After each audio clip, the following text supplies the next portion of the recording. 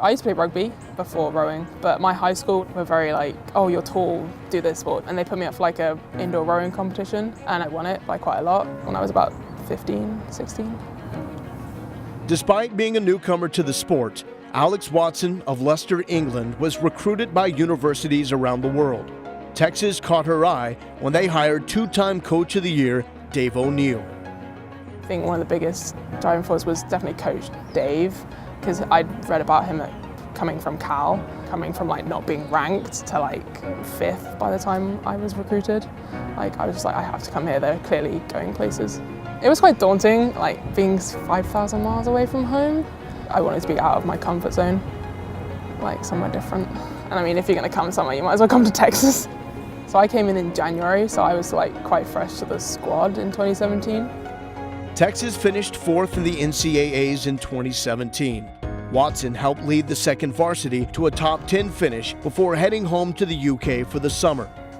So I'd done a lot of training at home. I got really fit because I was like, yeah, this year is going to be great. I can't wait. I just wanted to get back to them and like improve even more on last year. I had like a bit of a sore throat before my flight, but I didn't really think that much of it. Like my mum didn't think that much of it. I hadn't been ill really before, so it wasn't like a big deal, I guess. I just took some like lozenges on the plane. And then on the Wednesday, like the first day of classes, I didn't get up. I don't really remember that much of that day. I was like passing in and out of consciousness. I think after that Wednesday, my roommates realized there was something obviously wrong. And they like brought me down to the kitchen because they brought me soup, something to eat because I hadn't been eating. And that's when I like fainted in the kitchen. She was not coherent. You could just tell she just needed to be seen pretty quickly. I was gonna take her myself and then realized how serious the situation was, so called 911 right away. I was very disorientated. Coming into hospital, I didn't know where I was. I definitely feel like I'd lost a bit of control. Then the Thursday, I'd actually recovered a bit. I was aware I was in the hospital. I'd actually ate for the first time in a couple of days, but then Friday, that's when it like really turned for the worst. I was struggling to breathe. They moved me to the ICU. She'd gone into respiratory distress that morning. One side of her face, it almost looked like she had slight paralysis. So by Friday afternoon, we knew it was pretty serious. And that's when they diagnosed her with the Lemire syndrome. The initial symptoms of Lemire syndrome manifest similar to a cold, but the bacterial infection can be fatal. The infection can attack the lungs, and Watson found herself struggling to breathe on a respirator. They were very adamant on keeping, like, just keep breathing, just keep breathing. But I was just like, I just can't. They took me off that breathing machine and I just coughed up so much blood. My body was like shutting down, basically. I definitely thought I was gonna die. Like it was that, there was just a dread. I was just like, this is it. Like, I just can't do this anymore. Please don't let this be it. I don't want to, this is not how I want to go. It was not, I was not wanting to be to be it. At that point, they put her in the medically induced coma, and then they needed to do a heavy course of antibiotics and kind of let her fight the infection. To have to call her parents and then to have to wait for her parents and not really know what the outcome was, you feel almost a little helpless. Watson's father arrived in Austin first, fearing the worst. For 48 hours, Alex was sedated in a rotoprone bed that rotated her entire body to prevent the infection from lying sedentary in her lungs. The next day, she was brought out of the coma with her father at her bedside. I don't really remember coming around. They didn't know whether I was going to be all right, whether I was going to come around like knowing who I was or like anything. As with a coma, you don't know what's going to happen.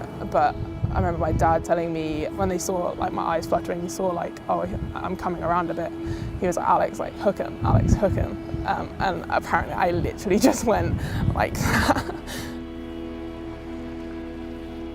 I think knowing Alex before that, we just knew she would be able to fight through it, and she really showed that true Texas fight. I was surprised, like, waking up because I thought I would have been dead.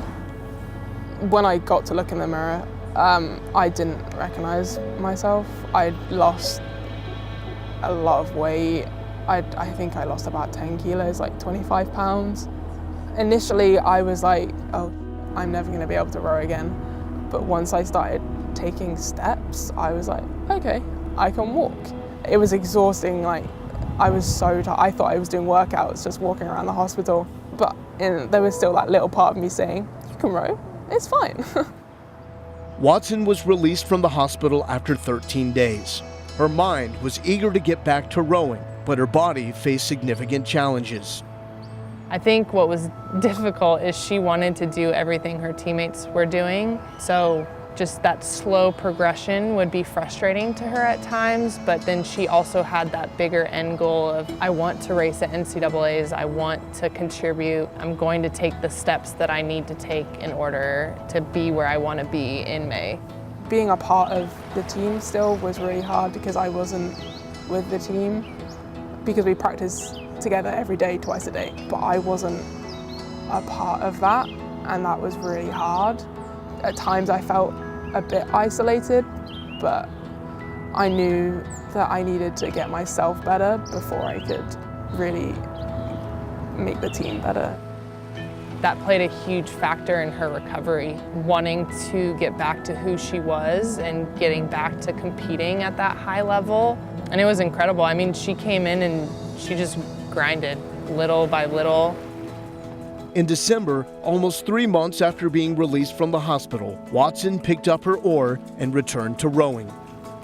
When I was walking down onto the dock and just taking those first 3 strokes, it was really hard, but it was also like, you made it. Like, you made it back into a boat. If not 2-3 months ago, you were on your deathbed, now you're here. It was just really nice just to be on the water, back where I should be. Watson didn't miss a single race during the 2018 season, helping the Longhorns to a 4th straight Big 12 title.